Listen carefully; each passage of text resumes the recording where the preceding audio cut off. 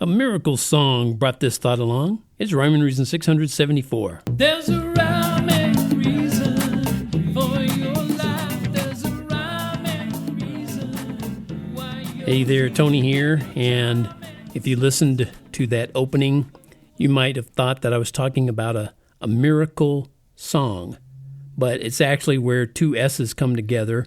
It's a miracles song. Smokey Robinson and the Miracles. 47 years ago. Can it really and truly be that long? But you know what they say. Math don't lie.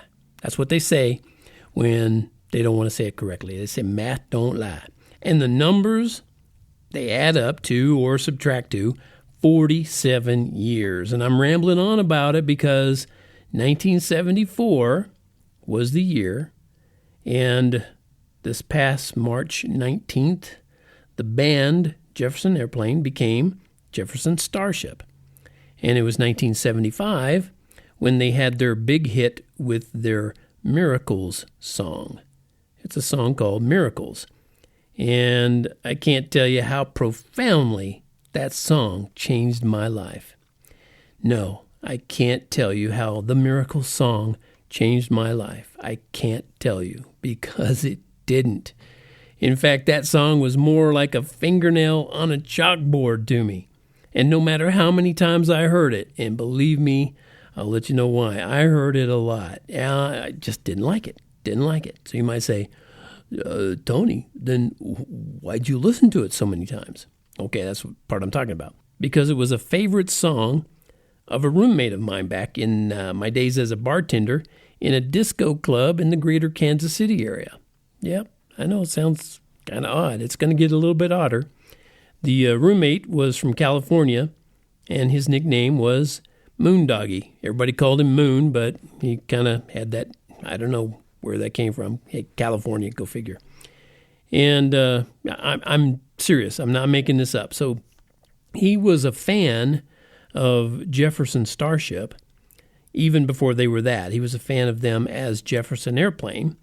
But I think he was really picking up on their first album, and he just really liked their new sound. I think that was what was going on with it. They had a little bit of a new sound, and they had that Miracles song as a hit. But that song, it just drones on and on with the lyrics repeated over and over.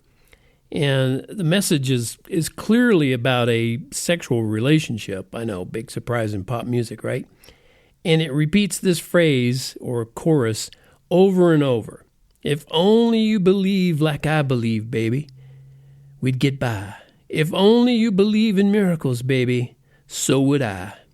And I'm not sure how many times that's in the song, but I'm not going to listen to it again and count. And I don't recommend you do that either. Just take my word for it. It's a lot. But this song came up in my head. Oh, brother, came up in my head, and I didn't want it to because of a thread of conversation I saw online recently. It was based on the question, do you believe in miracles? And I thought, well, yeah, I heard that song over and over. And then I realized, wait a minute, they're talking about miracles, not the song. Oh, okay. Now, if you're a Christian, I hope you realize what a stupid question that is, because Christians, above all other people, except maybe Jews, should believe that miracles are real. Of course they're real. Miracles are real. But the underlying and overt debate becomes whether or not miracles are for today. And of course, they're not. But that doesn't mean they're not real, because God is free to do as he sees fit, and he's not constrained by any schedules we little humans put on the matter. But God has presented a wide range of dispensations over the centuries to save his creations, us. We're the little creations that he's been trying so hard to get us to see, where we have our shortcomings. And he's changed the way he's done that throughout the centuries, and that's known as dispensations. Some of those times included working miracles in the lives of his chosen people. Little side note, Christians, you're not God's chosen people. You're not. I'm sorry if that offends you. Actually, I'm not sorry if it offends you. If it offends you, good. You should look it up. You should find out why I say that. You're not one of God's chosen people, Christians. You're not. But I'll get back to my point. You keep reading the Bible, and you see how faith doesn't come by those miracles. It comes by hearing, and hearing by the Word. The Word with a capital W. And you keep reading, and you keep digging deeper, and you see how those miraculous events almost always encouraged unbelief. I know, it's weird. Yeah, it's weird. Yeah, we humans tend to get downright weird about the amazing things God can do and has done.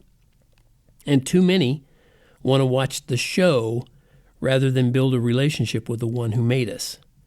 And here's what I think is miraculous: the fact that God still desires to have anything at all to do with us, especially considering how the vast majority of people on the planet hate him.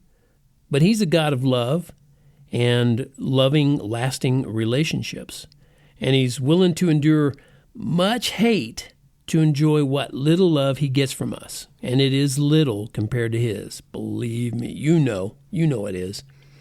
So my answer to the question about believing in miracles is yes. Yes, of course I believe in them.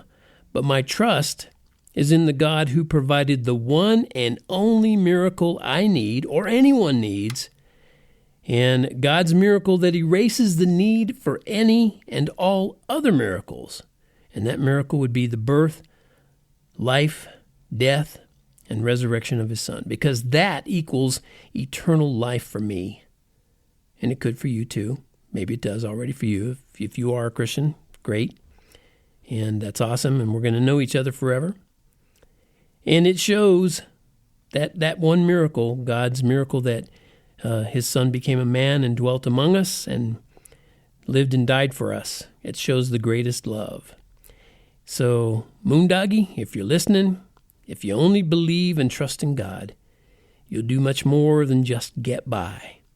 If you only believe and trust in God, you'll live forever when you die. You can sing that to the tune of Miracles. And that does it for this episode of Rhyme and Reason, where I got a little bit offensive. I hope you didn't get defensive. Thank you so much again for tuning in. This is Tony from TonyFunderburk.com, where we have the ever-present merch tab right up there at the top. It says merch, M-E-R-C-H, stands for merchandise. And there's a particular merchandise that when you click on it, it's a t-shirt that says, "Life has rhyme and reason because God made you." There's a rhyme and reason for your